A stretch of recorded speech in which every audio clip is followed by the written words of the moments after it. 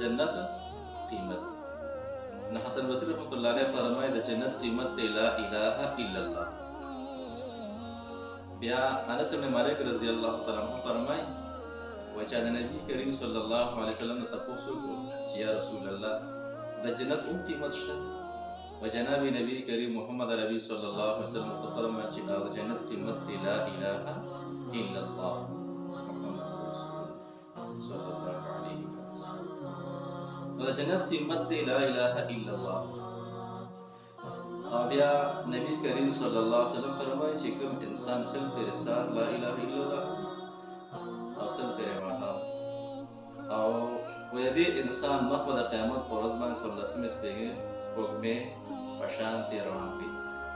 چې کوم انسان سل پر لا الہ الا اللہ وایي روزانه د دې انسان مخبر د قیامت پر ورځ باندې د څوارلسم شپې د سپوږمۍ په شان دی روان وي.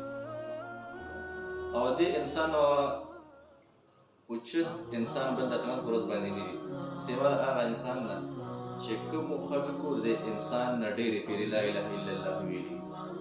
د چا دی نه چا څو پیرې ویلي دي یو انسان سل پیرې د ده نه به اعلی او برتر هغه انسان د قیامت پر ورځ باندې چې چا کوم انسان د ده نه څه ویلي دي زیات ویلي دي.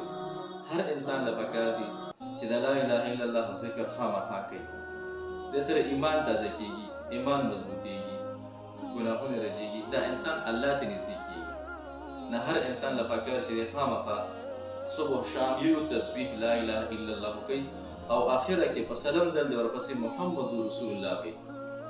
نن نفر بس وی لا اله الا الله او په سلام ځل ورپسې وی محمد رسول الله صلی الله علیه و آله وسلم.